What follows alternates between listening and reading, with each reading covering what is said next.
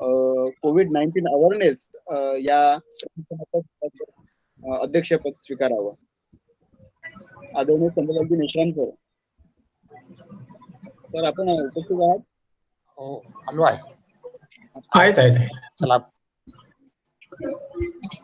तसेच आजच्या चौथ्या प्रशिक्षण सत्राचे प्रमुख वक्ते म्हणून आदरणीय प्राध्यापक डॉक्टर पवन गायकवाड सर, शिवाजी विद्यापीठ Kolhapur.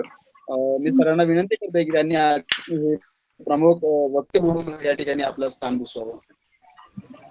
Yes sir, thank you sir, thank you very much. मी आहे. Welcome sir. मी दोन्ही मान्यवरांचे जतिरामजी बर्वे सामाजिक संशोधन परिषदेचे या चौथ्या सत्रामध्ये हार्दिक स्वागत करतोय. आणि आपण चौथ्या सत्राला सुरुवात करतोय. तत्पूर्वी आदरणीय प्राध्यापक डॉक्टर पवन गायकवाड सर यांचा परिचय देण्यासाठी मी आदरणीय प्राध्यापक डॉक्टर एम के धानावकर सर आपल्याला विनंती करतो की आपण थोडक्यात प्राध्यापक डॉक्टर पवन गायकवाड सर यांचा परिचय या ठिकाणी करून द्या. थँक्यू मनोजजी. आज आपल्याला चौथ्या सत्रामध्ये जे वक्ते म्हणून लाभलेले आहेत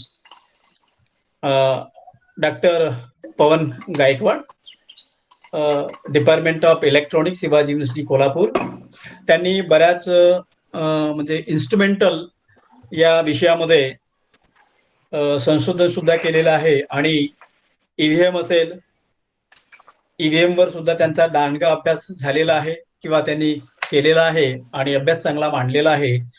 त्याचबरोबर जवळपास 2 वर्षापासून जेव्हापासून हा पॅन्डेमिक आपल्याकडे आलेला आहे ऑल ओव्हर वर्ल्ड, तर त्या पॅन्डेमिक सिच्युएशन मध्ये त्यांनी अनेक इश्यू कशा प्रकारे शास्त्रीय पद्धतीने मांडलेले आहेत आणि इव्हन बऱ्याच त्यांच्या मीटिंग सुद्धा या संदर्भात झालेले आहे. म्हणजे नेमकं कोरोना आहे की नाही हा एक प्रश्न तो नंतरचा भाग, परंतु नेमकं सरकार असेल, गव्हर्नमेंट असेल आणि नंतर सामान्य जनता यामध्ये कशी ही गुरफटलेली आहे, इव्हन लेबरर पीपल.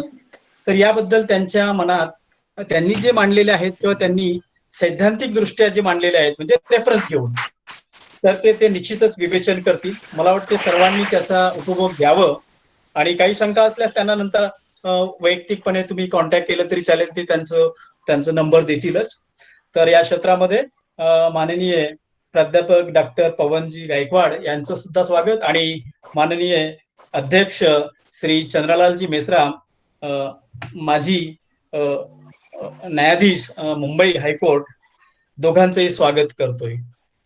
धन्यवाद. माझी एक विनंती आहे की ज्यावेळी डॉक्टर आपल्याला या विषयावर बोलत असतील त्यावेळेस मध्येच काहीतरी टोकू नका, कारण जे सांगायचं असेल ते राहून जाईल. काही शंका असली तर त्यांचे बोलणं झाल्यानंतर लिहून ठेवा, नंतर ते त्याच्यावर उत्तर देतील. मध्यंतरी त्यांना डिस्टर्ब करू नये अशी माझी विनंती आहे. धन्यवाद. अगदी बरोबर सर, बरोबर. Thank you sir. मी आदरणीय प्राध्यापक डॉक्टर पवन गायकवाड सर आपणास विनंती करतो की आपण आजच्या या प्रशिक्षणाला सुरुवात करावी.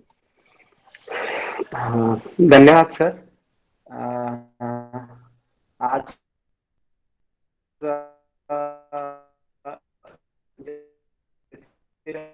बर्वे सामाजिक संशोधन परिषदेच्या अंतर्गत हा 2 दिवसाची जी परिषद आपण आयोजित केली त्याबद्दल मी सर्व संयोजकांचे मनापासून आभार व्यक्त करतो.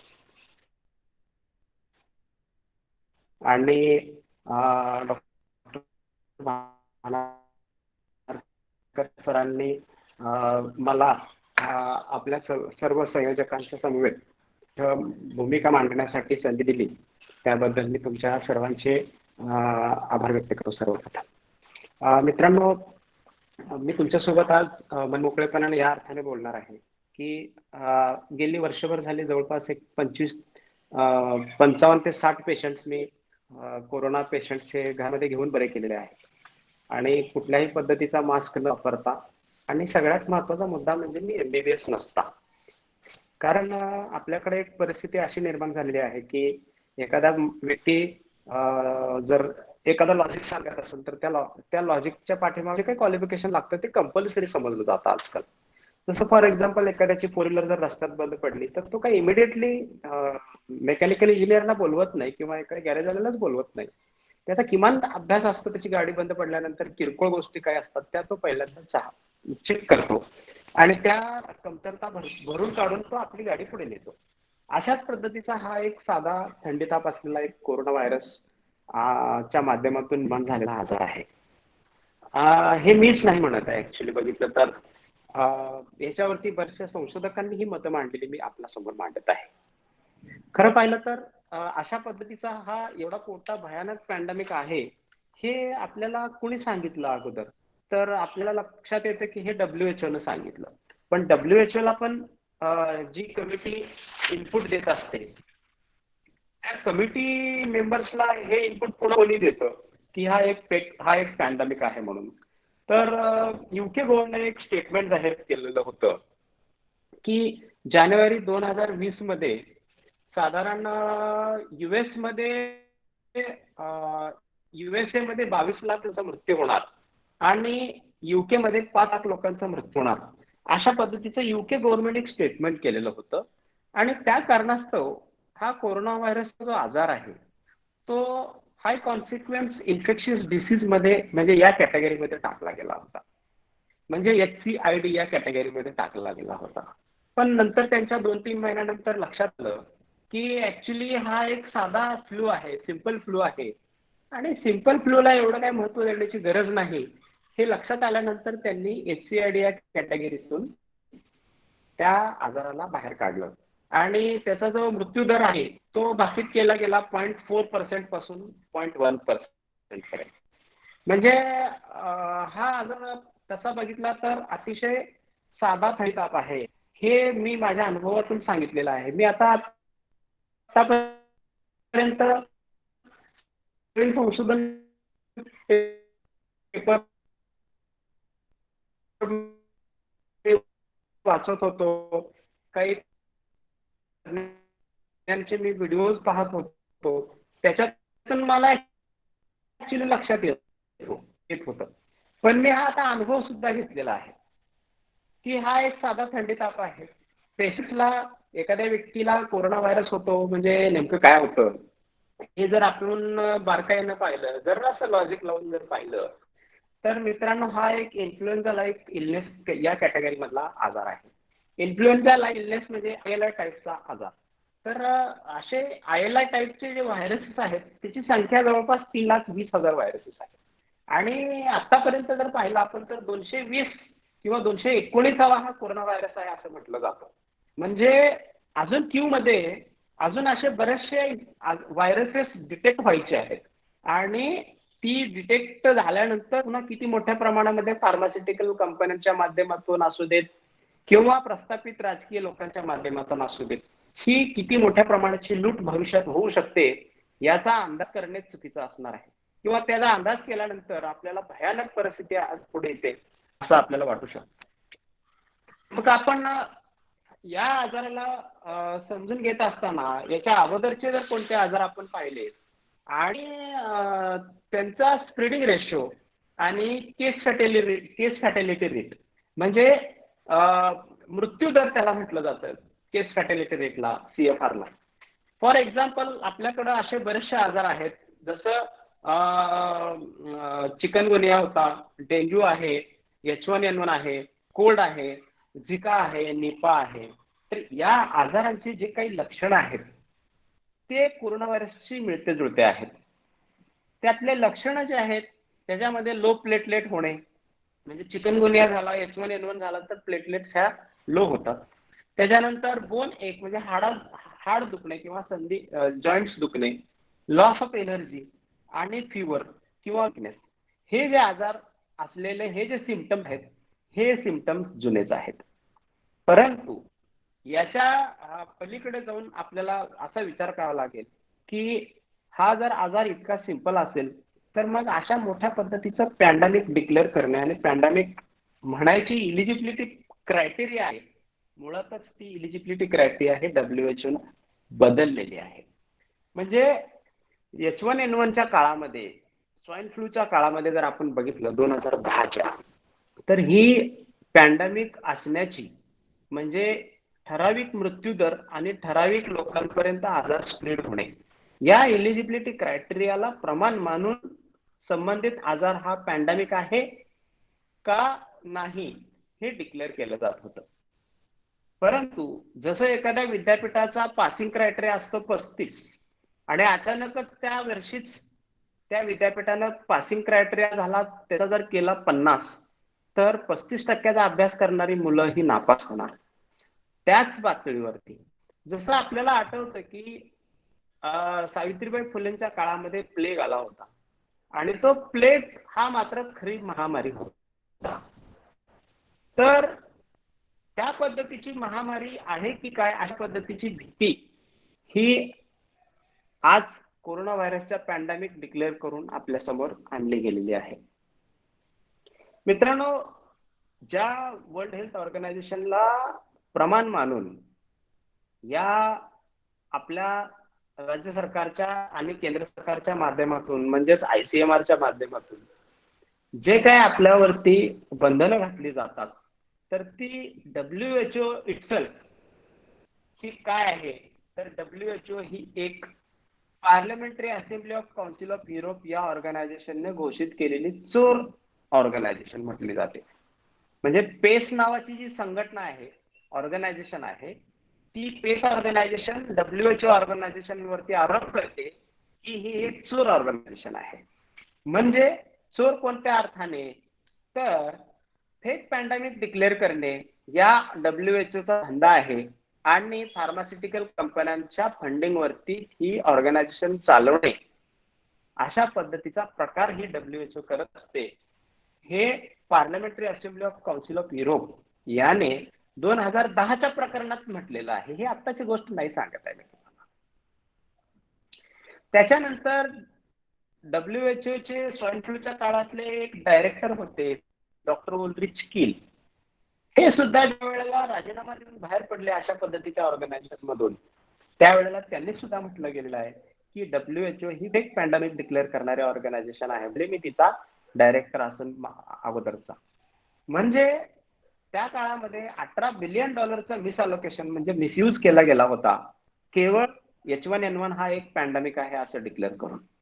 आता सुद्धा आपल्याकडे भारतामध्ये आणि महाराष्ट्रामध्ये वेगवेगळ्या ठिकाणचं जे बजेट आहे ते बरंचसं बजेट म्हणजे आपत्ती व्यवस्थापनाचं सगळं बजेट, बहुतांशी बजेट कोरोनावरती लावलं गेलेलं आहे. मग तुमची ज्या वेळेला रत्नागिरी सारख्या, कोकण सारख्या ठिकाणात औक्ते नावाचं जे काही वादळ आलं, त्या चक्रीवादळात मदत करण्याऐवजी तीच फंड इकडे दिली गेलेली होती की काय अशा पद्धतीची शंका येते. अदरवाईज आपत्ती निवारणाचा जो काही फंड असतो तो जास्तीत जास्त लोकांना मिळाला असता आणि तो कोरोनावरती खर्च केलेला असल्यामुळे त्याच्यावर आज मर्यादा आलेल्या दिसतात मित्रांनो. तर बऱ्याचशा गोष्टी आहेत मित्रांनो अशा सांगण्यासाठी, परंतु मी तुम्हाला direct corona virus positive to negative कसे होणार याच्यावर मी तुम्हाला जरासं भर देऊन बोलतो. कारण आपण सोशल मीडियावरती बऱ्याचशा गोष्टी पाहतो. वॅक्सिनेशनच्या संदर्भात लोकांच्या मनामध्ये शंका असतात. नंतर बरेचसे इश्यूज असे असतात की त्या इश्यूंना आपण बोलून बोलून बोलून थकतो आणि एका ठराविक मुद्द्यापर्यंत येतो की आपण आपल्या हातात काहीच राहत नाही. कारण हे सगळं ठरवलेलं आहे ते सरकारने, आणि सरकारला कोण सांगतं तर WHO, आणि WHO ला कोण दिशानिर्देश देतो तर फार्मास्युटिकल कंपन्या. म्हणजे फार्मास्युटिकल कंपन्या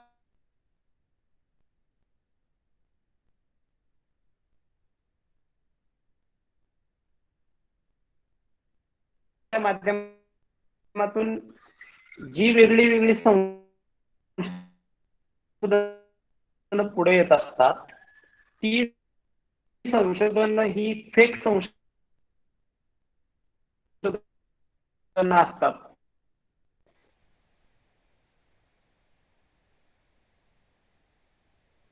खास करून ती म्हणजे मेडिकल क्षेत्रातली बरीचशी संशोधनं ही मॅनेज केलेली असतात. ह्याची तुम्हाला मी काही मोजकी उदाहरणं देतो.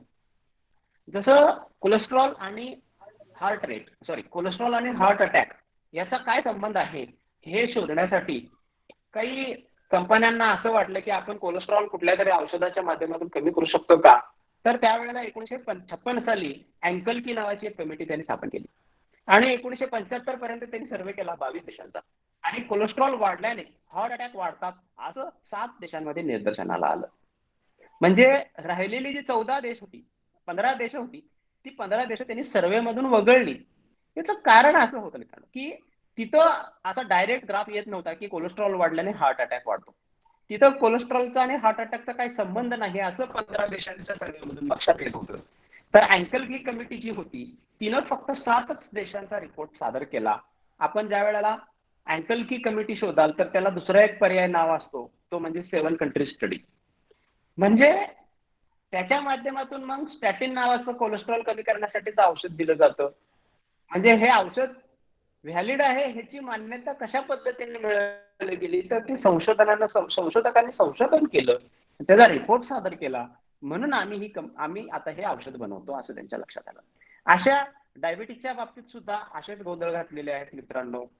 1979च्या वेळेला जर तुम्ही डायबिटीस किती होता हे विचारलं तर 200 हा डायबिटीस तुमचा अलाउड होता.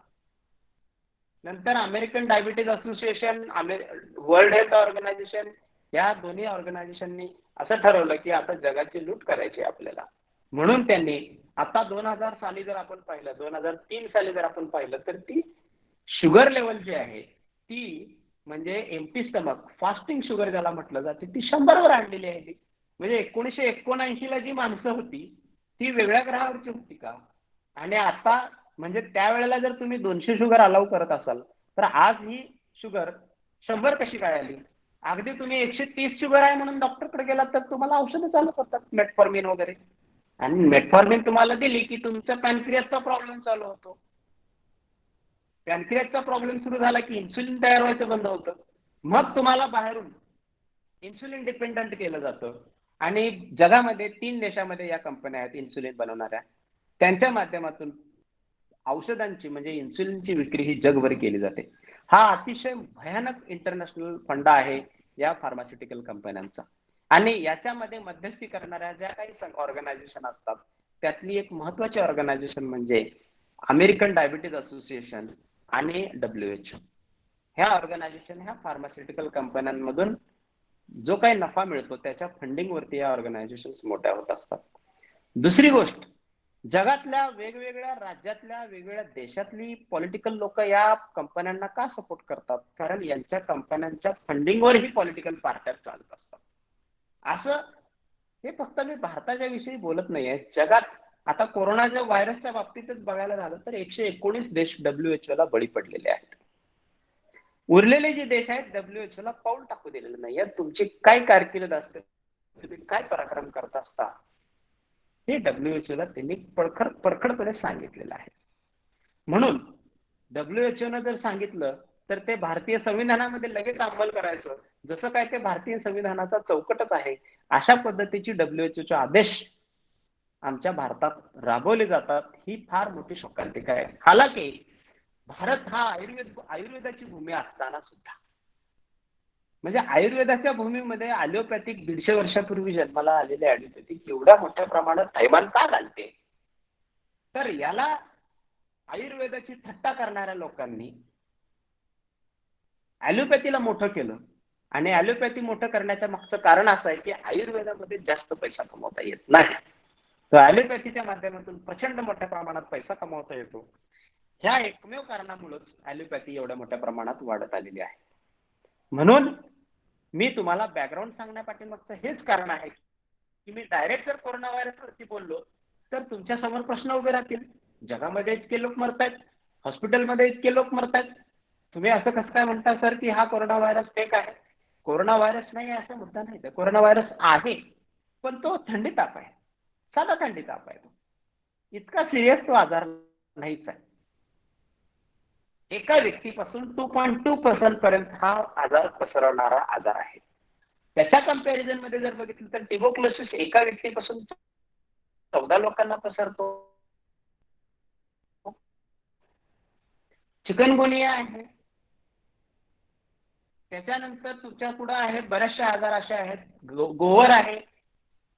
अशा भयानक आजारांना या थंडी तापाच्या कोरोना व्हायरसने काही गिळंकृत केलंय की काय असा प्रश्न निर्माण होत आहे मित्रांनो.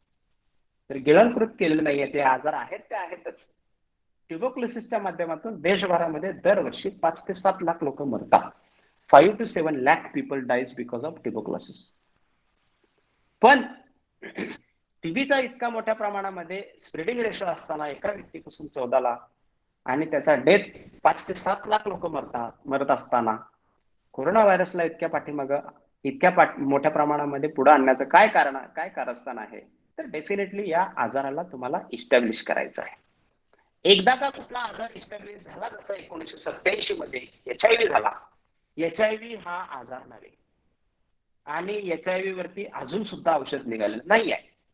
कोरोना व्हायरस वरती सुद्धा आयुष्यात कधीच औषध काढू शकणार नाहीत की लोक. इम्युनिटी बुस्टरच्या नावाने सुरुवातीपासून हायड्रॉक्सिक्लोरोक्विन दिली, त्याला बंदी आणली. आता रेमडेसिवीर देत लोकांची जीव गेली, नंतर त्याला बंदी आणली.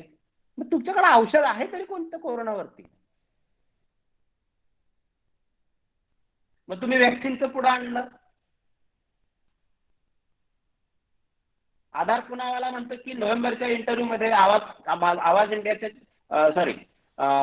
एबीपी माझाच्या चॅनलवरती तुमची मुलाखत आहे त्याची.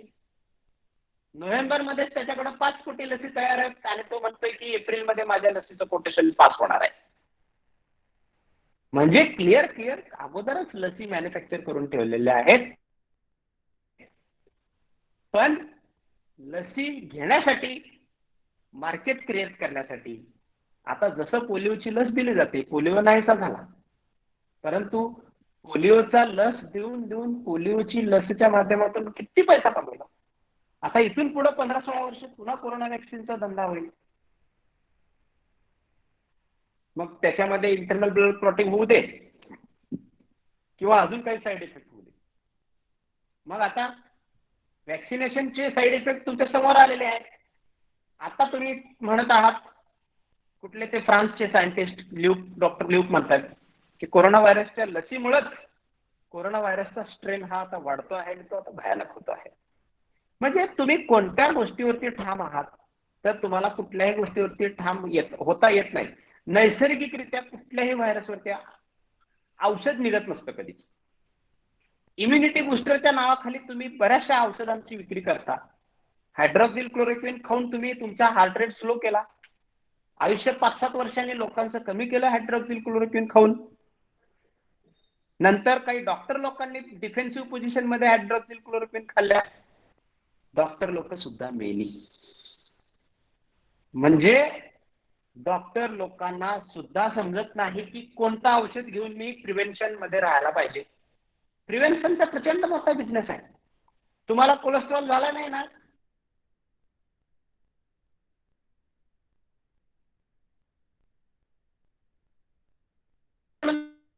औषधं चालू करा. डायबिटीज झाला नाही, 35 वर्षाचा आहे, प्री डायबिटीजची औषधं चालू करा. अरे त्या माणसाला काय होतच नाही, पण औषधं ती होऊ नयेत म्हणून हेच कल्चर स्वतः डॉक्टर लोकांच्या माथी, हेच कल्चर डॉक्टर लोकांच्या नशिबी आज आलेलं आहे. ज्या ज्या घरामध्ये डॉक्टर्स आहेत त्या त्या घरामध्ये एक पेशंट सिरियस असतो.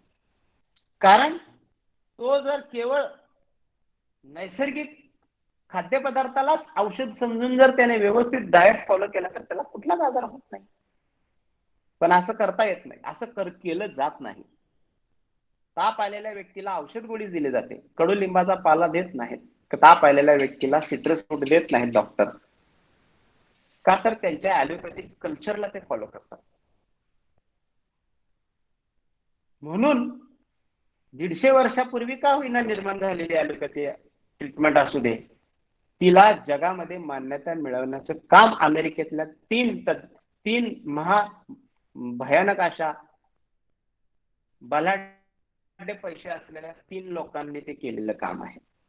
त्याची डिटेल्स मी आज तुम्हाला न सांगता मी कोरोनावरची जी काय ट्रीटमेंट आहे त्याच्यावर मी बोलतो. काय आहे कोरोना? तर तो आहे एक इन्फ्लुएन्झा लाईक व्हायरस. तो ज्या वेळेला तुमच्या शरीरामध्ये म्हणजे श्वसनाच्या द्वारे आत जातो त्यावेळेला तो RNA स्ट्रक्चरचा व्हायरस असल्यामुळं तो RNA आपल्या शरीरामध्ये इन्फेक्शन करायला सुरू करतो. नॉट ओनली कोरोना व्हायरस, अशा बऱ्याचशा व्हायरसेसच्या पैकी एक कोरोना व्हायरस, जो की वुहान मध्ये जन्माला आलेला नाही. वुहान मध्ये त्या लोकांना दिसलेला आहे, म्हणजे त्यांनी ते टूल डेव्हलप केलं आयडेंटिफाय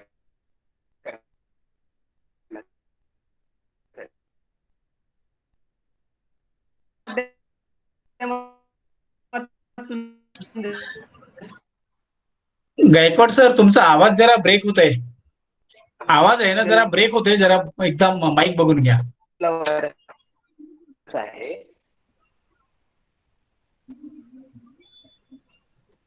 आणि तुम्ही 2014-15 ला तयार झालेली एक फिल्म आहे कॉन्टेजियन. अनम्यूट आहे हो का?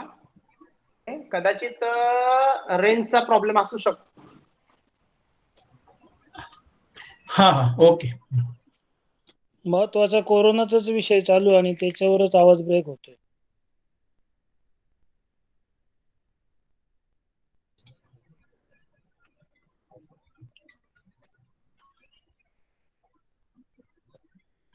Okay sir, Gaikwad sir, continue.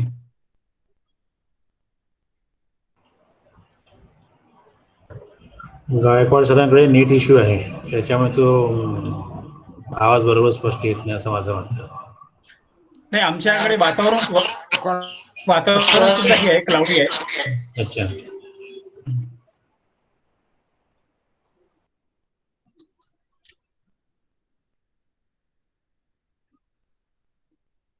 हा Gaikwad sir, continue.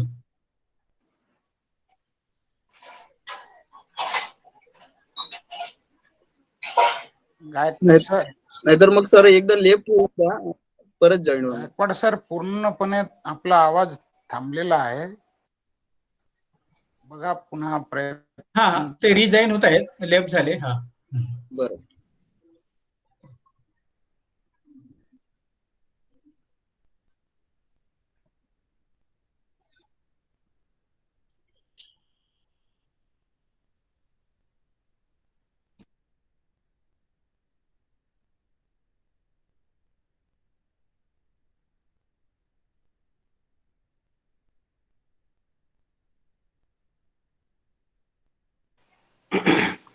Sir check करा, माझा आवाज येतोय? हो सर, आवाज येतोय. ओके ओके, मी आता दुसरं नेटवर्क स्विच केलं, सो आय थिंक तो आपल्याला व्यवस्थित नेटवर्क येईल. तर मी सांगत होतो की ज्या वेळेला एखादा कोरोना व्हायरस सारखा इन्फ्लुएन्झा लाईक व्हायरस आपल्या शरीरामध्ये म्हणजे श्वसनाद्वारे जातो, त्या केसमध्ये तो आपल्या शरीरामध्ये घुसला रे घुसला की 85% लोकांना जाणवत सुद्धा नाही की त्यांच्या शरीरामध्ये अँटीबॉडीज तयार होऊन त्या व्हायरसला खतम केलेलं असतं. हे जाणवत सुद्धा नाही, त्यालाच म्हटलं जातं नॉन सिम्पटमॅटिक. मग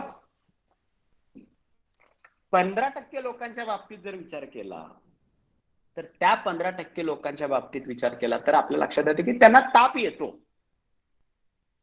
काही लोकांना हलका ताप येतो, काही लोकांना जास्त ताप येतो. तर इन्फेक्शन जेवढ्या मोठ्या प्रमाणामध्ये आहेत, तेवढ्या मोठ्या प्रमाणामध्ये शरीरात अँटीबॉडीज तयार होतात आणि त्या अँटीबॉडीजच्या माध्यमातून व्हायरसला म्हणजेच RNA स्ट्रक्चरला, म्हणजेच एक स्प्रिंग टाईपचं स्ट्रक्चर आहे ते, त्या RNA स्ट्रक्चरचे तुकडे करण्यासाठी आमच्या अँटीबॉडीज कार्यरत होतात. पण ते काम करत असताना तिथं अतिशय महत्वाचा एक मुद्दा आहे, तो लागणारा म्हणजे टेम्परेचर. तो 100 डिग्री फॅरेनहाइट पेक्षा जास्त टेम्परेचर असल्याशिवाय कुठल्याही कोरोना व्हायरसला मारू शकत नाही, कुठल्याही व्हायरसला मारू शकत नाही. म्हणून आमची बॉडी काय करते, 100 डिग्री फॅरेनहाइट टेम्परेचर ला कुठला व्हायरस टिकू शकत नाही म्हणून टेम्परेचर वाढवते. दरम्यानच्या काळात जनरली काय होतं, लोक घाबरतात, ताप आला रे ताप आला, आणि मग लगेच लोक जगामधलं सगळ्यात भयानक विष ते म्हणजे पॅरासिटामॉल. तुम्ही पाणी 2 तांबे प्या, 3 तांबे प्या, फार तर तुमच्या लगीवाटे निघून जातं. पण पॅरासिटामॉल हे जे औषध आहे किंवा जमिनीमध्ये उगवलेला जो काही पदार्थ असतो खाण्यालायक, तो पदार्थ आपण ज्या वेळेला सेवन करतो तो मोठ्या प्रमाणात एका पट्टीच्या ऐवजी दुपटीनं खातो तर तो जास्तीत जास्त इनडायजेस्ट होऊन तुमच्या कोलन थ्रू निघून जातो. पण पॅरासिटामॉल 1 चमच्याच्या ऐवजी 3 चमचे जर घेतली तर तो डायरेक्ट तुमच्या लिव्हर डॅमेज करायला काम करतो. पॅरासिटामॉल हे इनडायरेक्टली पाहिलं तर हे पॉइझन आहे. एक दुसरी बाजू म्हणजे तापमान ज्या वेळेला पॅरासिटामॉलच्या माध्यमातून शरीरातलं कमी केलं जातं त्यावेळेला तो व्हायरस अशा पद्धतीनं आमचं शरीर वेलकम करतो, कारण ताप असला तरच तो व्हायरस मेलेला असतो, मरणार असतो.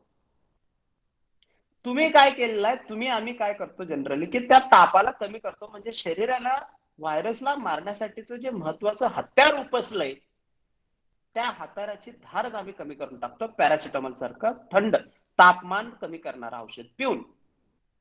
म्हणून काय होतं, तो व्हायरस हा जो आहे तो आपल्या लंग्स मध्ये जातो आणि मोठ्या प्रमाणामध्ये वाढण्यासाठी आम्ही त्याला संधी देतो.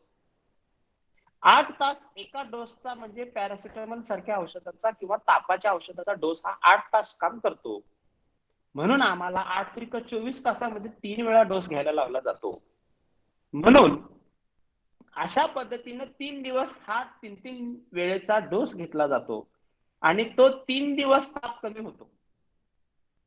4थ्या-5व्या दिवशी तो काय कोरोना व्हायरस तिथून गेलेला नसतो, कमी तापामध्ये तो उड्या मारत वाढत असतो.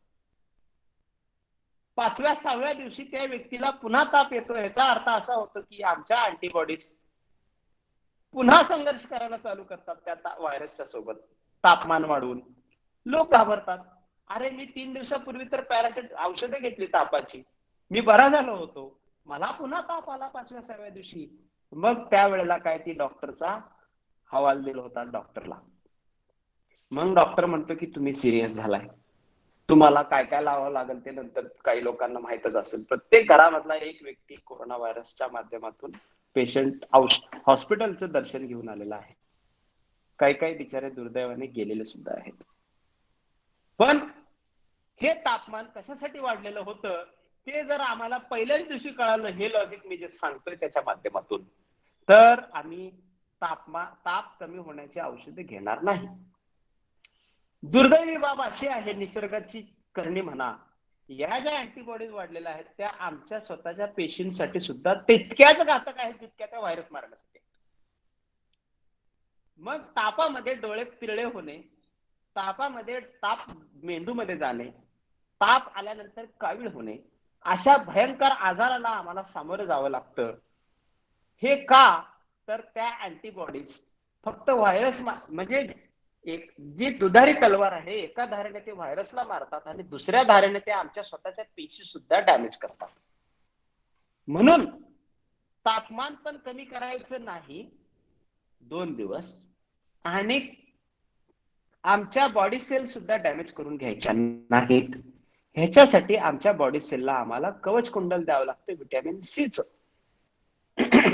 व्हिटॅमिन सी हे टॅबलेटच्या फॉर्म मध्ये नव्हे, तर व्हिटॅमिन सी हे तुमच्या सिट्रस फ्रूटच्या माध्यमातून, संत्री, मोसंबी ह्या पद्धतीचे जे सिट्रस फ्रूट आहेत ते जर तुम्ही त्या दिवशी सेवन केले तर त्याची क्वांटिटी पण महत्वाची आहे. नुसतंच खायला सांगितलं म्हणून मला 1 खाऊ वाटलं किंवा 5 खातो, मी 10 खातो, तर तुमच्या वजनाच्या प्रमाणामध्ये, वजन म्हणजे तुमच्या पेशी तेवढ्या, एखाद्या माणसाचं वजन 70 किलो आहे आणि एखाद्या माणसाचं 60 किलो वजन आहे, म्हणजे 10 किलो पेशी त्या 2 शरीरामध्ये वेगळ्या आहेत, जास्त आहेत आणि एकात कमी आहेत.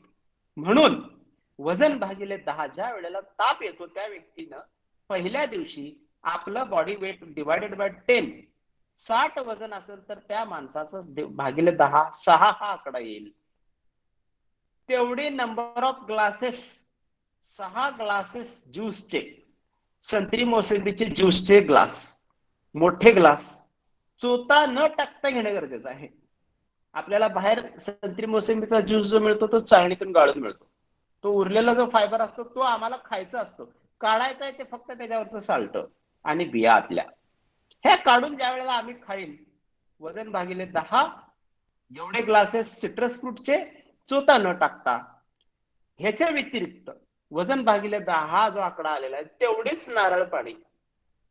नारळ पाणी हे पृथ्वी तलावरचं अतिशय महत्वाचे मिनरल वॉटर आहे. त्याचे दोन कामं आहेत. एक, तुमच्या शरीरामध्ये जे काय अँटीऑक्सिडंट तयार झालेले घटक असतील ते लघवीवाटे बाहेर काढतो. दुसरं, प्री डायजेस्टेड न्यूट्रिएंट्स त्याच्यामध्ये असतात. तुमच्या डायजेस्टिव्ह सिस्टीमला कसलंही काम न लावता तुम्हाला एनर्जी मिळणार त्या नारळ पाण्यातून. म्हणून पहिल्या दिवशी सिट्रस फ्रूटचे ग्लासेस आणि एवढे एवढे नारळ पाणी हे जर आम्ही घेतलं तर कोरोना व्हायरसचा खात्मा एकीकडे होतो आणि आमच्या स्वतःच्या पेशी एकीकडे शाबूत राहतात. प्रोव्हाइडेड दॅट तुमचं तापमान कमी होणार नाही. लोकांना इतकी घाई झालेली आहे तापमान कमी करायची, हर हालत मध्ये तापमान कमी केलंच पाहिजे, कारण मला माझ्या घरच्यांना मदत करायची आहे, माझ्या ऑफिसमध्ये जाऊन मला काम करायचे आहेत, मला कुणासमोर गिल्ट क्रिएट करून थांबायचं नाही. म्हणजे मला काय होत नाही, मला काय होत नाही ऑफिसमध्ये सांगितलं जातं, मला काय होत नाही घरात सांगितलं जातं. आणि दुर्दैवानं हा इगो मेंटेन करण्यासाठी, मला तापच आलेला नाहीये हे दाखवण्यासाठी पॅरासिटामॉल सारखी औषधं जे इमिजिएटली ताप कमी करतात ती घेतली जातात. पण त्याचे धोके तुम्हाला मी सांगितले की कोरोना व्हायरस सारखा व्हायरस हा इमिडिएटली मल्टिप्लाय होतो कमी टेम्परेचरला, म्हणून ताप पहिल्या दिवशी ठेवलाच पाहिजे. दुसऱ्या दिवशी वजन भागिले 10, आता आपण पहिल्या दिवशी केलेलं होतं, आता वजन भागिले 20 हा आकडा घेतला तर तेवढेच ग्लासेस संत्री मोसंबीचे आणि तेवढीच क्वांटिटी नारळ पाण्याची. पण दुसऱ्या दिवशीचा डाएट हा दुपारी 12 वाजेपर्यंत घ्यायचा. दुसऱ्या दिवशी दुपारी 12च्या नंतर ज्या वेळेला तुम्हाला भूक लागेल किंवा नाही लागेल त्या दिवशी, त्या दुसऱ्या दिवशी तुम्ही दुपार 12 नंतर वजन गुणिले 5 एवढी संत्री मोसंबी नाही, आता तुम्ही काकडी आणि टोमॅटो खायचे आहेत. दुसऱ्या दिवशी संध्याकाळी तुम्ही जेवायचं नाही, पहिल्या दिवशी दिवसभरात दुसरं काहीच खायचं नाही मी सांगितलेलं व्यतिरिक्त. कारण आमच्याकडे एक अशी बॅकवर्डनेस आहे की माझं लेकरू काय खात नाही म्हणून आमच्या वयोवृद्ध स्त्रिया किंवा घरामध्ये भावनिक लोक असतील, स्त्रियाच असतील असं नाही, लेकरू काय खात नाही म्हणून त्याच्या शरीरामध्ये तळलेलं चवीचं नको नको ते कोंबायला बघतात. अरे खाल्लंच पाहिजे कोण म्हणलं तुम्हाला? खाल्लं पाहिजे असं कंपल्सरी नाही आहे, हे तुमची जीभ सांगते 2 दिवस. जिभेला चव लागत नाही, त्याचा मिनिंग क्लिअर आहे, सिग्नल आहे तो जिभेने दिलेला. आणि तो सिग्नल असा आहे की डायजेस्टिव्ह सिस्टीमचं काम वाढवू नका, शरीराचं काम व्हायरस मारण्यामध्ये एंगेज आहे, म्हणून तुम्ही डायजेस्टिव्ह सिस्टीमला काम लावू नका, नाहीतर शरीर आपली एनर्जी डायजेशनला वापरेल. ती एनर्जी व्हायरस मारण्यासाठी कामात आणायची आहे. तुम्हाला ताकद फीलच करायची आहे तर तुम्ही तेवढं नारळ पाणी प्या. आणि मी जे सांगितलं त्याच्यापेक्षा जास्त तुम्ही कंटेंट जर घेतले संत्री मोसंबीचे आणि नारळ पाण्याचे तर डेफिनेटली चांगली गोष्ट आहे. पण 2 दिवस तुम्हाला उठता येणार नाही हे मान्य करा, बेड रेस्ट घ्या 2 दिवस. अदरवाईज कुठंतरी इगो मेंटेन करण्यासाठी मला काय होतंय म्हणून उठून चालायला लागाल तर तुमची एनर्जी चालण्यामध्ये वापरण्यात येईल. तुमची एनर्जी चालण्यात वापरायची नाही, तुमची एनर्जी स्टोअर करायची आहे आणि ती व्हायरल इन्फेक्शन संपवण्यासाठी वापरायची आहे. फार विचार करू नका, ब्रेनला स्ट्रेस देऊ नका. दुसरा दिवस झाला, आता तिसऱ्या दिवशी तुम्हाला वजन भागिले 10 करायचं आहे. एवढीच क्वांटिटी सिट्रस फ्रूटची ग्लासेसची आणि तेवढेच क्वांटिटी नारळ पाणी. दुपारी 12 वाजेपर्यंत नंतर हे तुम्ही घ्या सिट्रस फ्रूट आणि नारळ पाणी. दुपारी 12 नंतर तुम्ही वजन गुणिले 5 काकडी टोमॅटो घ्या आणि संध्याकाळी तुम्हाला आश्चर्य वाटेल की तुमचा ताप हा कमी झालेला असेल.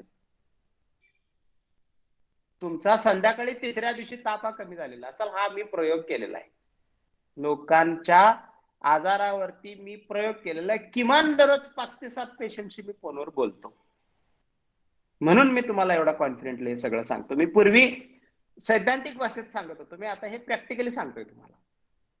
म्हणजे पूर्वी पण हेच सांगत होतो, पण पूर्वी सांगताना मी एक्सपेरिमेंट केलेले नव्हते. आता मी एक्सपेरिमेंटचे रिझल्ट पाहून तुम्हाला मी सांगतोय. 3 दिवसामध्ये तुमचा ताप कमी होणार आणि तुमची टेस्ट जी आहे ती 4-5व्या दिवशी जर तुम्ही टेस्ट चेक केली तर तुमची टेस्ट डेफिनेटली निगेटिव्ह येणार आहे. आता काही लोकांना सिम्पटम्स नसताना सुद्धा ज्यांची टेस्ट पॉझिटिव्ह होते, हा एक प्रश्न आहे. तर ज्या वेळेला व्हायरल इन्फेक्शन झालं, ताप आला नाही या व्यक्तीला, कारण ह्याची इम्युनिटी स्ट्रॉंग होती, आणि तो व्हायरस आमच्या अँटीबॉडीनं तुकडे केल्याने आमच्या शरीरात आज आहे. मग तरी सुद्धा आरटीपीसीआर टेस्ट किट माझी टेस्ट पॉझिटिव्ह का दाखवली? आरटीपीसीआर टेस्ट किट हे आंधळं टेस्ट किट आहे, हे मी नाही म्हणत. आरटीपीसीआर चे इन्व्हेंटर जे आहेत डॉक्टर कॅरी मिलर्स, 1993 ला त्यांनी नोबेल पारितोषिक विजेते म्हणून डिक्लेअर केलेले आहेत. ते स्वतः म्हणतायत की व्हायरल इन्फेक्शन डिटेक्ट करण्यासाठी आरटीपीसीआर मेकॅनिझम वापरू नका. आरटीपीसीआरच्या माध्यमातून एचआयव्हीचा धंदा सुरू झाला 87 ला. आफ्रिका त्यावेळेला कस्टमर कंट्री म्हणून बघितली गेली एचआयव्हीच्या धंद्यामध्ये. त्यावेळेला डॉक्टर कॅरी मिलर्सने सांगितलं होतं की व्हायरल इन्फेक्शन डिटेक्ट करण्यासाठी हे मेकॅनिझम वापरू नका. त्यानंतर आत्ताची गोष्ट सांगतो, कोरोना व्हायरसच्या व्हाईट हाऊसच्या कोऑर्डिनेटर आहेत, युएसच्या व्हाईट हाऊसच्या कोऑर्डिनेटर डॉक्टर ब्रिक्स, त्या सांगतायत की ह्याची गॅरंटी फक्त 50%च आहे. म्हणजे कॉइन टॉस, पॉझिटिव्ह येईल का नाही येईल काय सांगता येत नाही कुणाचं. म्हणून या टेस्ट किटला जी कंपनी विकते डीसी नावाची, त्या कंपनीच्या वेबसाईटवर जर तुम्ही गेलात तर त्यांनी सरळ सांगितलेलं आहे, त्याचं रेग्युलेटरी स्टेटस सांगितलेलं आहे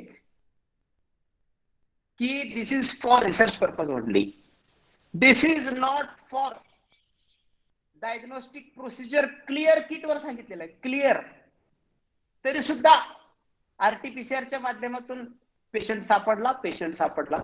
अरे काय बलात्कार करून सापडला, काय गुन्हा करून सापडला, त्याला समाजातून वंचित केलं, तुम्ही घरातून वंचित केलं. वयोवृद्ध माणूस जर कोरोना व्हायरसचा पॉझिटिव्ह सापडला म्हटलं की तरुण पोरं काय करतात, लहान मुलांना त्रास नको म्हणून त्या पेशंटला बळजबरीनं पेशंट हॉस्पिटलमध्ये कोंबतात. दुर्दैवाची बाब आहे ज्या डॉक्टर लोकांना स्वतःवर ट्रीटमेंट करता येत नाही. फॉर एक्झाम्पल डायबिटीज घ्या, तुम्ही डायबिटीजच्या डॉक्टरकडे जा, साहेब तुमची किती आहे शुगर? नाही मी पण पेशंटच आहे, माझी पण 120 आहे. अरे 120 ही ऑलरेडी मान्य झालेली म्हणजे नॉर्मल शुगर आहे. तुम्ही दुसरा एक डिपार्टमेंट असते मेडिकल क्षेत्रामध्ये, स्थूलता दाखवणार, स्थूल झाला म्हणलं, त्या डिपार्टमेंटचा विभाग प्रमुखाच पोट सुटलेलं असतं. म्हणजे जी डॉक्टर लोक स्वतःवर ट्रीटमेंट करू शकत नाहीत ती पेशंटवर कशी करतात? हे ट्रीटमेंटच करू शकतात, फक्त आजार क्युअर करू शकत नाहीत. एक लक्षात घ्या तुम्ही, आजार थोपवणं आणि आजार बरं करणं, आजार बरं करण्याची जी ताकद आहे ती निसर्गात मातीत जे उगवतं ना त्याच्यात आहे. कारण आम्ही मातीतून जन्मलेले आहे, निसर्गाने आमची सगळी सेटिंग करून ठेवलेली आहे, कोणत्या आजाराला कोणत्या झाडापाला. दुर्दैवाची बाब आहे जडीबुटीवाल्यांचं आयुर्वेदाची थट्टा केली जाते ॲलोपॅथीच्या माध्यमातून, आणि डॉक्टर याला विनाकारण बळी पडतात. डॉक्टर प्रामाणिक असतात, बहुता डॉक्टर प्रामाणिक असतात. पेमेंट शीटच्या माध्यमातून लागणारे काय मला सांगता येत नाही, पण मेरिटवर जाणारे जे डॉक्टर असतात ती प्रामाणिक असतात. दुर्दैवाची बाब अशी आहे की या देशाचं टॉप टॅलेंट हे परदेशी औषध गोळ्या विकणाऱ्यांचं एजंट झालेला असतो. ही दुर्दैवाची बाब आहे. म्हणजे आमचं टॅलेंट टॉप 99% असलेलं पोरग जर म्हणाल की मी आयुर्वेदाची डिग्री घेतो, त्यावेळेला आमच्या आयुर्वेदाला महत्व येणार आहे. 99% टॉप असलेला मुलगा म्हणतो की मला ॲलोपॅथिक ट्रीटमेंट पाहिजे, मी ॲलोपॅथिक डॉक्टर होणार का?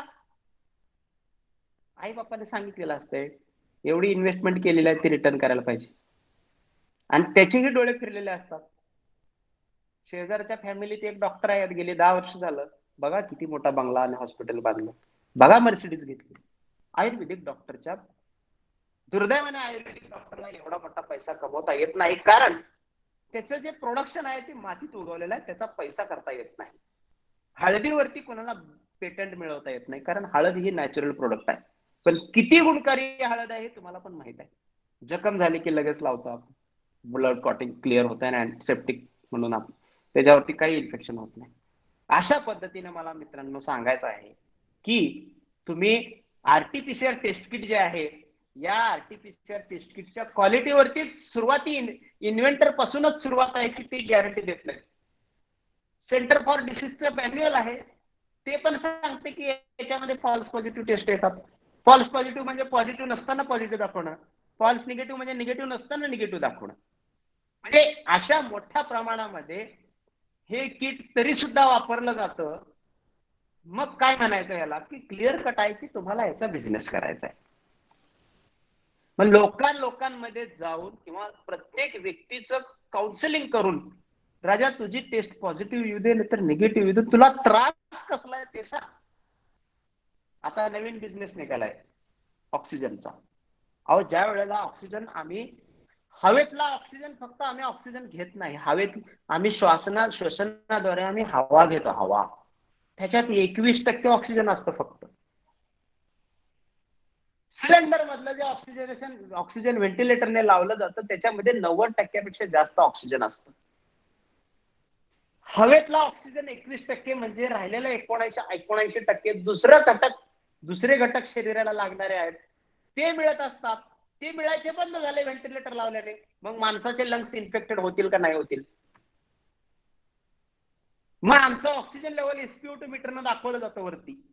बघ सिलेंडर लावल्यामुळे ऑक्सिजन वाढलं. अरे ते सिलेंडर मधलं ऑक्सिजन तुझ्या लंग्स थ्रू पास व्हायला लागलं म्हणून दिसायला लागलं. राजा लंग्सची कॅपॅसिटी तुम्ही डॅमेज करायला लागलाय हे ऑक्सिजन सिलेंडर लावून.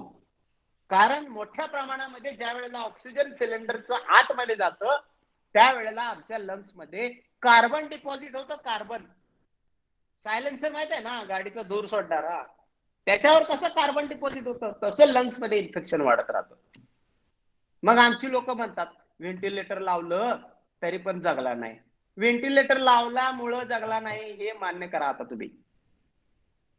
जन्माला आल्यापासून काय मी व्हेंटिलेटर जन्माला घेऊन आलोय? निसर्गातली हवा घेत मी जगत आलोय. व्हेंटिलेटरवर मी जगलेलो नाहीये. आणि किती दिवस आम्ही व्हेंटिलेटरवर जगणार आहे? शक्य आहे का एवढे दिवस व्हेंटिलेटरवर जगणं? व्हेंटिलेटरचे दुष्परिणाम तुमच्या पुढे येत आहेत. घरामध्ये जी होम क्वारंटाईन आहेत ती लोक कधीही मृत्युमुखी पडलेले तुम्हाला दिसलेत का सांगा? हॉस्पिटलाइज झाल्यानंतर वेगळ्या वेगळ्या पद्धतीचे ट्रायल बेसिसवरचे औषधं वापरतात आणि मेला तर मेला. अशा पद्धतीची दुरावस्था आज झालेली आहे मित्रांनो. रेमडेसिवीरचा काळा बाजार म्हणून टेलिव्हिजनच्या माध्यमातून मोठा प्रचार केला रेमडेसिवीरचा टेलिव्हिजन माध्यमाने.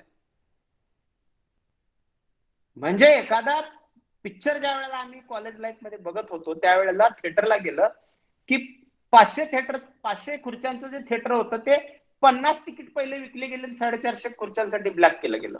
आम्हाला वाटलं की एकतर पिक्चर लय भारी असेल, मग आम्ही ब्लॅकने तिकीट घेतली. 450 तिकीट लोकांनी ब्लॅकने घेतली. म्हणजे थिएटरवाल्याचा जास्त बिझनेस झाला. सेम टेलिव्हिजन वाले हेच करायला लागले. ज्या गोष्टीचं शॉर्टेज आहे असं दाखवलं जातं टीव्हीत, मित्रांनो तुम्ही समजून घ्या की त्याचं मार्केट करायचं आहे या लोकांना. आणि ते उपयोगाचं पण नसतंय. रेमडेसिवीरचा किती उपयोग झाला? आता रेमडेसिवीरला का बंदी आणली मग तुम्ही? मार्च मध्ये मी ही बातमी WHO ने सांगितलेली लोकांना सांगितली होती. Remdesivir is not a antiviral drug. हे WHO ने मार्च मध्ये सांगितलं होतं. त्यावेळेला WHO ची बातमी सर्वसामान्यापर्यंत येऊ नये म्हणून तिथून एप्रिल मध्ये लगेच ह्यांनी लॉकडाऊन लावलं. लॉकडाऊनच्या टेन्शन मध्ये बाकी सगळं विसरून गेले. काय WHO म्हणतोय, काय कुठं काय म्हणतोय. टेलिव्हिजन मध्ये एका स्मशानातली डेथ बॉडीज दाखवल्या जातात. अहो एका स्मशानातच फक्त जाळायला जर परवानगी दिली असेल तर तिथं गर्दी होणार ना. पूर्वी जे पेशंट मरत होते ते त्यांच्या गावामध्ये ज्या स्मशानभूमी होत्या तिथं नेऊन जाळत होते त्यांना. आजची परिस्थिती अशी आहे की एका स्मशानभूमीमध्येच जास्त लोड येतो म्हणून तो ढिगारा रचल्यासारखा रचला जातो आणि तिथं आपल्याला टीव्ही फक्त तेवढंच फोकस करून दाखवते आणि आपल्याला वाटतं की बघा किती मारायला लागले, बघा किती मारायला लागले. अहो मृत्यूदर जर तुम्हाला पाहिजे असेल ना डेली, भारतामध्ये 25 ते 30 हजार लोक दररोज मरतात. दररोज. इंडियन पॉप्युलेशन क्लॉक म्हणून तुम्ही इंटरनेटवरती सर्च करा. Indian population clock. जसं वर्ल्ड क्लॉक असतं की नाही तसं इंडियन क्लॉक पॉप्युलेशन क्लॉक आहे. तर त्याच्यावरती तुम्हाला दिसेल सेकंदाला माणसं मेलेली, माणसं जन्मलेली. मृत्यूपेक्षा जन्म जास्त आहे. आज भारताची 130 कोटी संख्या नाही, 140 कोटी आम्ही क्रॉस केलेला आहे. मागच्या वर्षी 139 कोटी होतो आपण. म्हणजे मृत संख्या ही जन्मसंख्येपेक्षा जास्त आहे. हे कुठंतरी ह्या लोकांना कंट्रोल करायचं आहे की काय, असं स्पष्ट दिसतंय. डिपॉप्युलाइज करायचंय की काय, अशी शंका सर्वसामान्यांच्या मनामध्ये येते. मित्रांनो, जन्म आणि मृत्यू हा निसर्गाचा भाग आहे, परंतु त्या गोष्टीतलाच आपण पैसा कसा करायचा ही दुर्दैवी अवस्था आपल्या समोर आलेली आहे. तर माझी आपणा सर्वांना कळकळीची विनंती आहे की त्या RT-PCR टेस्ट किटनं तुम्हाला पॉझिटिव्ह म्हणलं काय, निगेटिव्ह म्हणलं काय, याच्याच फंद्यात तुम्ही पडू नये. आणि तुम्ही अशा पद्धतीची जर सिट्रस फ्रूट आणि कोकोनट वॉटर आणि सॅलडची जर ज्या वेळेला ट्रीटमेंट घ्याल, डेफिनेटली तुम्ही अशा पद्धतीच्या व्हायरल इन्फेक्शन मधून मुक्त व्हाल अशी मला खात्री आहे.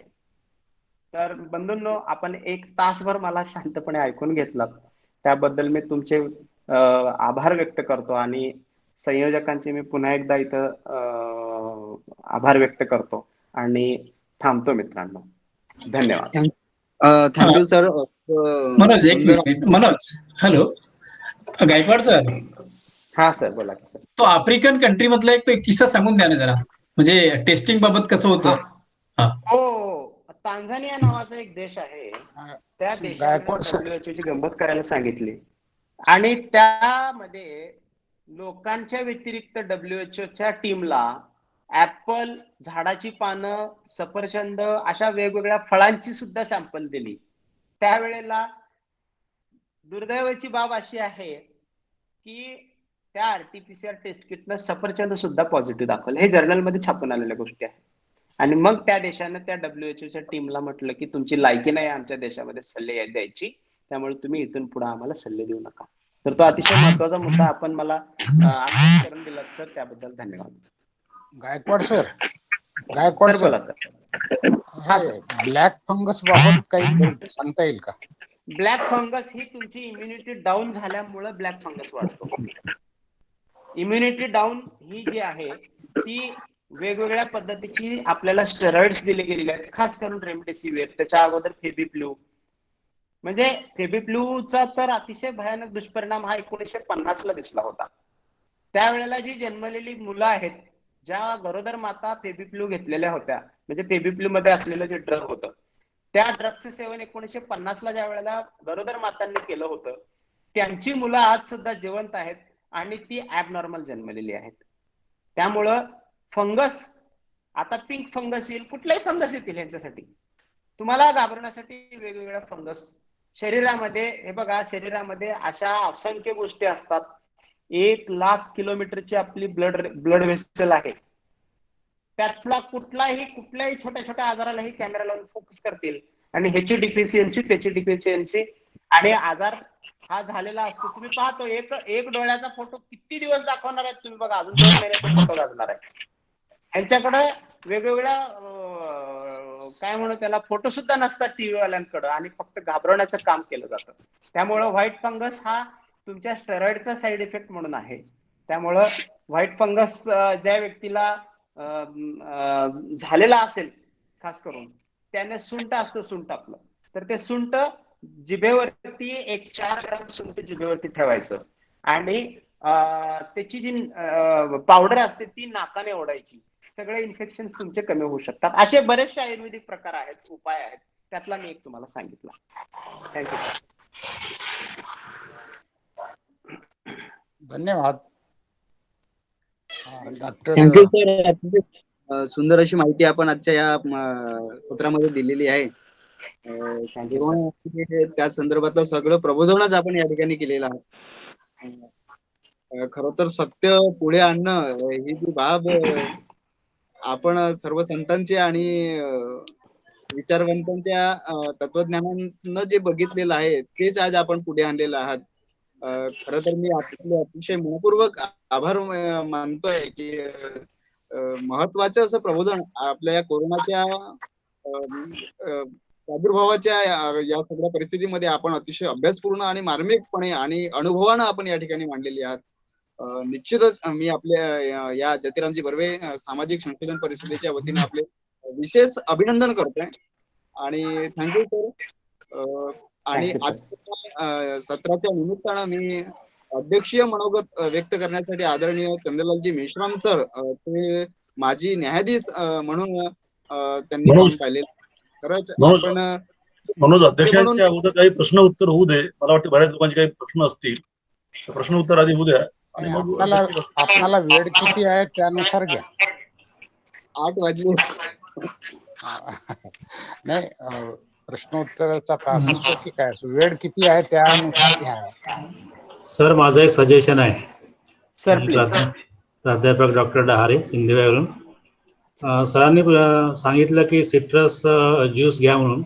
मी माझा अनुभव सांगतो की मला असं इन्फेक्शन वाटलं की बाबा मला कोरोना होत आहे. जिभेची चव गेली आणि वास, जसं मी सेंट वगैरे लावतो तर सेंटचा वास कमी यायला लागला. तर जसं आपण सर्व ठिकाणी ऐकलेलं होतं की हे घ्या ते घ्या ते घ्या, आणि त्यातच मी आता निंबू कधी घात नाही आणि वापरत नाही. माझ्या घरी निंबूचं लोणचं आहे तर मी कधीच खात नाही.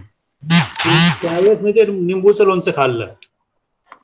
म्हणजे न खाणारा मनुष्य 2 वेळा, रात्री एक आणि सकाळी एक, 2दा निंबूचं लोणचं खाल्लं. मला जी चव होती, चवही गेली होती ती वापस आली, आणि जो वास गेला तोही वापस आला, आणि मला ताप आलाच नाही. म्हणजे सर्व लोकांना होतं नुसतं एक निंबूचं लोणचं. आपण पारंपरिक काही वर्षापासून निंबूचं लोणचं खात आलो आहे. मी घरी असूनही खात नव्हतो आणि खाल्लं नाही, माझं दुरुस्त झालं असं समजा. समजा सायट्रस फूड नसेल, निंबूचं लोणचंही असेल किंवा आंब्याचं लोणचंही असेल ते घेतलं तरी फायदा होऊ शकतो असं मला वाटतं. छान सर, थँक्यू सर. याबाबत मला एक हॅलो, डॉक्टर नारायण पंढरे बोलतोय. याबाबत मला हा माझं ऑब्झर्वेशन नोंदवतो मी की मागच्या कोरोनामध्ये फर्स्ट फेज मध्ये मी अख्खा महाराष्ट्र फिरलो. म्हणजे अमरावतीला 4-5 दिवस होतो, पास काढलेलं होतं, निमित्त टेस्ट केलं. आणि दुसरी गोष्ट मी काय पाळलं, सरने आता लिंबाचं लोणचं सांगितलं तर तेव्हापासून म्हणजे आमचा मेळवा डॉक्टर आहे, म्हणजे तो खरा डॉक्टर आहे तो, कारण 88% होते आणि मेरिटमधून लागले. तो तर दाजी म्हणे तुम्ही लिंबू वगैरे खात जा. तर सकाळ संध्याकाळ मी जो तेव्हापासून मार्केटला गेलो तर अर्धा किलो लिंबू आणत असतो, कैऱ्या आणत असतो. तर ते रोज सकाळ संध्याकाळ लिंबू पाणी वगैरे घेत असतो. डाएट व्यवस्थित आहे. मला खोकला कधी आला नाही, ताप नाही आला नाही. माझे जे काही मित्र सगळ्यांना सांगत असतो मी लिंबू वगैरे, आणि सरांनी जे आदर्श नव्हतं लिंबाचं वगैरे, तर ते पाळलं आम्ही. मला तर तरी वाटतं आता पण काही झालं नाही, पण व्हॅक्सिन घेतलेलं आहे मी, बाकी काही नाही. पण सगळे व्यवस्थित घरामध्ये, कोणालाही कोरोना स्पर्श करून गेला नाही. धन्यवाद. Thank you sir, thank you. एक अनुभव सांगू. दिलीप परसने बोलतोय, चिखली बुलढाणा. गायकवाड सरांनी ज्या पद्धतीने सांगितलं तसाच तो एक अनुभव मी स्वतःही घेतलाय माझ्या आई वडिलांबद्दल. साधारणतः मागच्या जून मध्ये वडिलांनी जवळपास 15 दिवस सगळे ते लक्षणं आणि ते दवाखाना करून ते सगळं अंगावर काढलं. मग नंतर मी माझ्या शाळेच्या कामात असल्यामुळे माझं काही त्या गोष्टींवर विशेष लक्ष गेलं नाही. परंतु नंतर असं लक्षात आलं की डायरेक्टली जेव्हा त्यांनी एक्सरे काढला डॉक्टरांनी, तर MD डॉक्टर आहेत, त्यांनी सांगितलं की तुम्हाला जिल्ह्याच्या ठिकाणी कोविड हॉस्पिटलला भरती व्हावं लागेल. मग आमचे तर अक्षरशः हातपाय गळून गेले. मग त्याच दरम्यान आमचे एक BDO असलेले मामा आहेत, तर त्यांनी हा सल्ला आधी दिलेला होता एकदा. मग त्या दिवशी योगायोगाने त्यांचा फोन आला त्याच दरम्यान. मग त्यांच्याशी बोललो, नंतर वडिलांशी बोलणं करून दिलं. त्यांनी हीच सेम ट्रीटमेंट जी गायकवाड सरांनी सांगितली तीच ट्रीटमेंट त्या पद्धतीने त्यांनी वडिलांनी ऍक्सेप्ट केली. आम्ही आमचं घर वगैरे व्यवस्थित आहे त्याच्यामुळे त्यांना क्वारंटाईन केलं आणि साधारणतः पुढच्या 4-5 दिवस तो पूर्ण प्रयोग केला, त्यांनीही केला. आणि सोबतच आई पण संपर्कात असल्यामुळे आईलाही करायला लावला. आणि त्यांना साधारणतः मॉरल सपोर्ट मिळावा म्हणून मी स्वतःही ते केलं, म्हणजे विथ ड्युटी करून सुद्धा. तर सरांनी सांगितल्या पद्धतीने बरोबर 3 दिवसामध्ये संपूर्ण ताप वगैरे काय असेल तो निघून गेला. नंतर मग ते हळूहळू जसं सांगितलं सलाद वगैरे खाऊन, नंतर मग भाजीपाला युक्त खिचडी असं करत त्यांना परत आपल्या शिजवलेल्या अन्नावर आणण्यात आलं. एकदम परफेक्ट आहे. आणि एक 15 दिवसापूर्वी विशेष म्हणजे माझ्या सासूलाही सेम ट्रीटमेंटनी, ती याला दमनला आहे सासू, तर तिथे सुद्धा त्यांनी तो प्रयोग केलाय, ते पण यशस्वी झालाय. म्हणजे थोडक्यात एकदम परफेक्ट आहे सगळा विषय. आणि मी स्वतः जेव्हा जेव्हा मला त्रास वाटतो तेव्हा याच पद्धतीने 2-3 दिवस करतो आणि नंतर परत आपल्या डेली रुटीन मध्ये येतो. त्याच्यामुळे आतापर्यंत त्रास कधी काही झाला नाही आणि आतापर्यंत मी काही व्हॅक्सिन वगैरे घेतलेलं नाही. सध्या माझ्या व्हॅक्सिनेशन सेंटरवर स्वतःची ड्युटी असून मी स्वतः व्हॅक्सिन घेतलेलं नाही. धन्यवाद. Thank you. Doctor Gaikwad, doctor Gaikwad sir please. एक थोडस बोलायचं होतं. एक मिनिट सर. सर मी मेश्राम थोडीशी आदरणीय मेश्राम सरांची थोडीशी माफी मागतोय की बस 5 मिनिट पुन्हा द्यावं, जेणेकरून यातले काही जर पुन्हा कन्फ्युजन असतील तर थोडेसे दूर होतील. राईट. मला वेळ द्यायला मला काय अडचण आहे. मला जी वेळ दिलेली आहे ती वेळ म्हणजे असं व्हायला नको की काही राहून गेलं तर. माझा विषय जो आहे, मी लिगलचा माणूस आहे आणि मेडिकलच्या विषयावरच भाषण सुरू आहे. त्यामुळे मी तर म्हणतो माझा सुद्धा वेळ त्यांनी जर घेतला तरी मला काही अडचण नाही. धन्यवाद. तुम्ही विचारू शकता. Okay, thank you sir. Doctor Gaikwad, खरं तर तुमच्याशी मला मागच्या वर्षी बोलायचं होतं. तुमची एक क्लिप मी मला वाटते मार्च मध्ये पाहिली होती, मागच्या मार्चला. आता मार्च पण गेलेला आहे आणि त्यावेळेस कदाचित तुमची ती मला वाटते कुठली तरी अशाच WHO बद्दलची एक क्लिप जी आहे ही फार महाराष्ट्रभर गाजली होती आणि तेव्हापासून तुमचं नाव जे आहे माझ्या लक्षामध्ये आहे. पण आज प्रत्यक्ष समोरासमोर आपण बोललोय किंवा मी तुम्हाला ऐकलंय. माझं नाव डॉक्टर योगेश दूधपचारे आहे. मी चंद्रपूरला राहतोय आणि गोंडवाना विद्यापीठामध्ये मी सिनेटला आणि मॅनेजमेंट काउन्सिलला मेंबर आहे. आणि माझा जिओग्राफी हा विषय जरी असला तरी त्याचे ब्रँचेस जे आहेत त्यामध्ये मेडिकल जिओग्राफी ही माझी ब्रँच आहे. आणि माझ्या विद्यार्थ्यांना मी 2 वर्ष मेडिकल जिओग्राफी जी आहे ते पण शिकवलेलं आहे. सुरुवातीला तुमचे जे विचार जे आहेत त्याबद्दल मला असं वाटतं की एकूण ते क्रांतिकारी आहेत. खरं तर असलेली जी काही मेडिकल सिस्टम जी आहे त्याच्यावर आपण कठोर आघात केलेला आहे आणि तुमच्या मताशी मी सहमत आहे. थोडासा सुरुवातीला म्हणजे 2 मुद्द्यात मला बोलायचं आहे की तुमचा पहिला मुद्दा जो आहे की we are doing the experiments. तर ओके, आय एम एग्री. आपण पाहतोय की गेल्या वर्षी किंवा आताच मागच्या महिन्यामध्ये जे रेमडेसिवीर आपण कंपल्सरी केले होते आणि त्याची मारधाड आपण केली आहे, त्याच्यानंतर आपण बॅन आणलेला आहे. त्यामुळे तुम्ही जे म्हणताय की mostly we are doing experiments, so it is okay. पण तुमचं दुसरं मत जे आहे त्याबद्दल थोडंसं एक वेगळं मत मला ठेवावं असं वाटतंय. आपण असं म्हटलंय की आयुर्वेदिकला मारण्यासाठी किंवा हे जे इंडियन प्रॅक्टिशनर जे आहेत त्यांना दाबून देण्यासाठी कदाचित मल्टीनॅशनल कंपनी जी आहे हा गेम करताय का, हा प्रश्न जो आहे हा प्रश्न थोडासा वेगळ्या अँगलनं आपल्याला घ्यावा लागेल. कारण आपण जसं म्हटलं की 150 वर्षांच्या अगोदर ही पार्टी आलेली आहे. तर मला पण मी थोडंसं डिसएग्री करतो आहे की इथे पण हिपोक्रेटस जो आहे हा इसवी सनाच्या पूर्वी 5व्या शतकात झालेला आहे. पण तुम्ही जे म्हणताय एवढं झाल्याच्या नंतर सुद्धा मला असं वाटतं की मल्टीनॅशनलचा WHO हा माझा खरा प्रश्न जो आहे की whether the WHO is behaving as a agent of the multinational, असं आपल्याला म्हणता येईल का? हा माझा पहिला प्रश्न तुम्हाला सांगावा आणि त्याचं उत्तर आपण द्यावं की WHO सारखी एक इंटरनॅशनल अतिशय बिलिव्हेबल अशी एक ऑर्गनायझेशन जी आहे ही असं करू शकतंय का?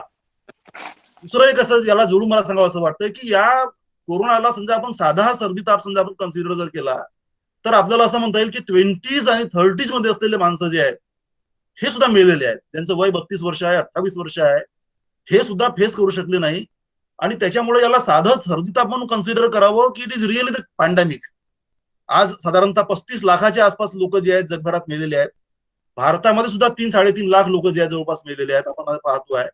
So it is not a simple disease, it is really the pandemic. अशा प्रकारचं जे वक्तव्य जे आहे वक्तव्य ठेवावं असं वाटतोय. दुसरी गोष्ट की ओके, शेवटचा तिसरा प्रश्न की गरीब लोक जे आहेत आणि जे स्लम एरियामध्ये राहतात they have the more efficiency to fight with the corona. हे वाक्य खरं आहे का? ह्या 3 गोष्टी मला प्लीज सांगा. म्हणजे या आपला प्रश्न विचारल्याबद्दल खरं तर आपलं अभिनंदन करतो. बाबतीत आपण प्रश्न विचारला की एवढी मोठी ऑर्गनायझेशन सुद्धा फार किंवा कॉर्पोरेट करता, तर आपण ह्या गोष्टी आपल्या पुढे न सांगता ह्या गोष्टी आपण ह्या इंटरनॅशनल जर्नल्समध्ये ज्या काही झालेल्या गोष्टी आहेत त्याच्या आधारावरती आपण ह्या मांडत आहे. ह्याचं मी बोलता उदाहरण दिलं आहे. पार्लमेंटरी असे काउन्सिल ऑफ युरोप या ऑर्गनायझेशननं H1N1च्या काळात WHO फेक पॅन्डेमिक केलेली होती. हे त्यावेळेला दिसलेलं होतं. म्हणून त्या ऑर्गनायझेशननं एक पॅन्डेमिक डिक्लेअर करणारे ऑर्गनायझेशन असं म्हटलं. दुसरी गोष्ट म्हणजे WHO ही कुठल्याही स्टेटची खरी म्हणजे कोणतंही स्टेटमेंट त्यांचं कॉन्स्टंट नसतं. हा जर प्रश्न आपण स्वतः विचारला, म्हणजे मी स्वतःला जर विचारला, तर माझ्या लक्षात येतं की एक विकून काढण्यासाठी की काही देशांमध्ये ज्ञान आहे, त्या अवतरण काढण्यासाठी एक कंट्रीमध्ये त्या गोष्टीचं WHOच्या माध्यमातून मार्केटिंग होतं, किंबहुना ते केलं जातं किंवा होतं असं काहीही म्हणू. पण सुरुवातीला पहा, hydroxyl chloroquine as a immunity booster म्हणून वापरा म्हटलं. पण हायड्रोक्सिल क्लोरोक्विन ही बॅक्टेरियल इन्फेक्शनला कंट्रोल करण्यासाठीचं औषध आहे. आणि आता तर व्हायरस आहे तो व्हायरल इन्फेक्शनचा सांगायला पाहिजे होतं त्यांनी. तर अशा सगळ्या गोष्टीचा जेव्हा आपण आकलन शुद्ध विचार करतो, त्यामुळं आपल्याला असं म्हणावं लागतं की फार्मास्युटिकल कंपन्यांच्या मेडिसिन्स विकण्यासाठी WHOचा मोठा प्रयत्न असतो. ह्याचं रिझन असं आहे की फार्मास्युटिकल कंपन्यांच्या माध्यमातून WHOला फंडिंग जाते आणि फार्मास्युटिकल कंपन्यात जर समजा तोट्यात गेला तर त्या फंडिंग कुठून मिळणार WHO? अशा पद्धतीचे प्रश्न आमच्या समोर उपस्थित राहिल्यामुळं आपल्याला ह्या गोष्टी बघाव्या लागतात की एकीगिरी करते आहे काय WHO. आपण तर आता काय शक्य करतोय असं घडलेलं आहे. पण याच्या अगोदर H1N1च्या काळामध्ये तिने म्हटलेलंच आहे त्याच्या ऑर्गनायझेशनला. आणि कोक्रेन कोलेशनचे कोऑर्डिनेटर आहेत पीटर गोड्स म्हणून.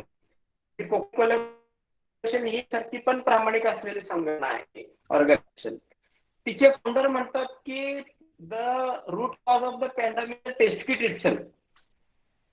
एक ऑर्गनायझेशन, मेडिकल ऑर्गनायझेशन जी आहे ती असं म्हणते, WHO रिकमेंड करते आरटीपीसीआर टेस्ट किटची काही गॅरंटी नाही आहे तिचे इन्व्हेंटर म्हणतात. ह्या अशा संभ्रमावस्थेत समाजाला टाकणारी ऑर्गनायझेशनच्या विषयी आपण पॉझिटिव्हली कसं बोलावं हा आपल्या समोर प्रश्न निर्माण होतो.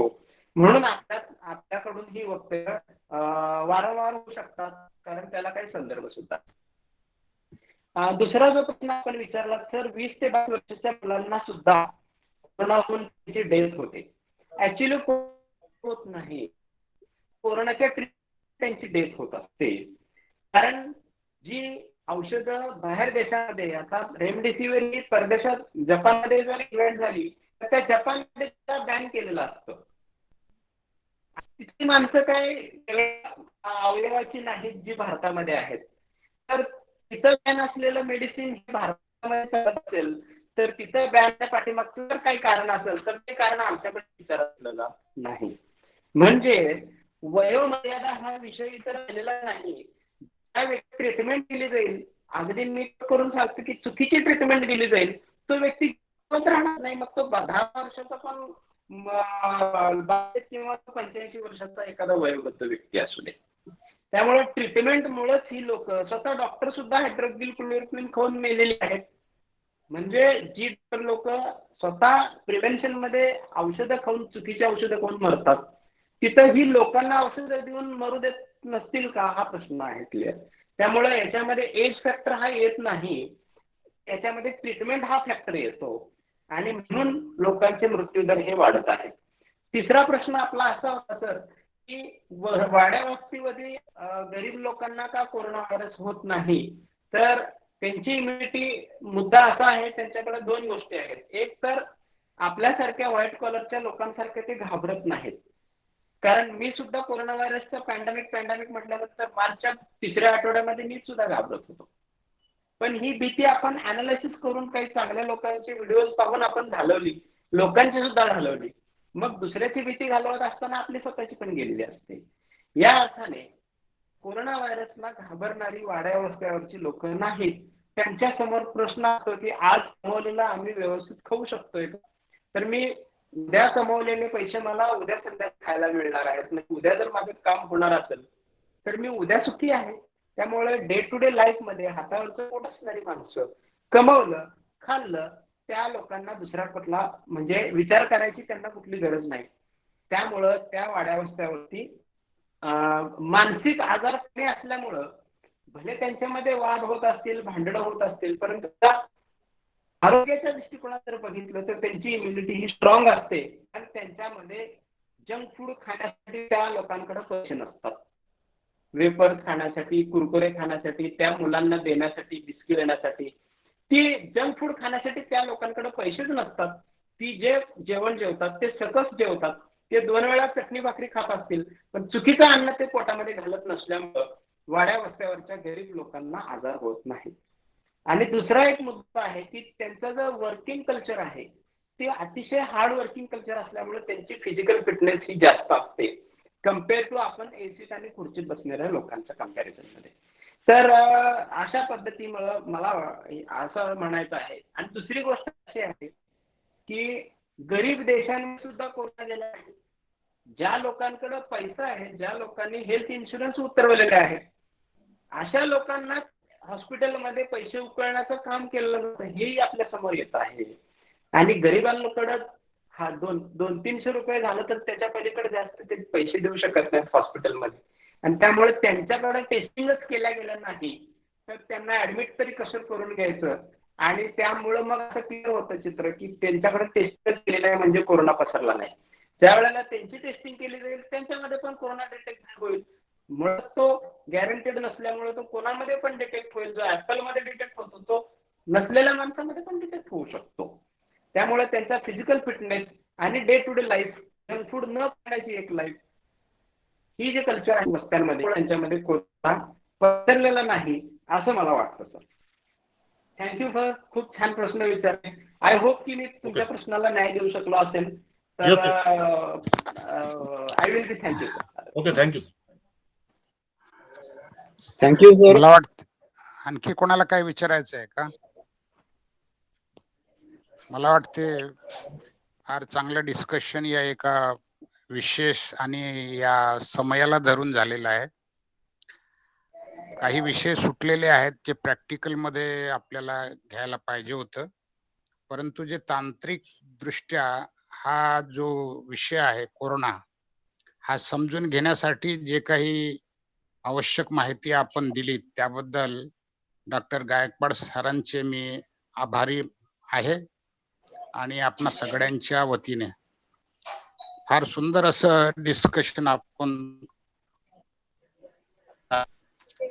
माझी दुसरी विनंती अशी आहे की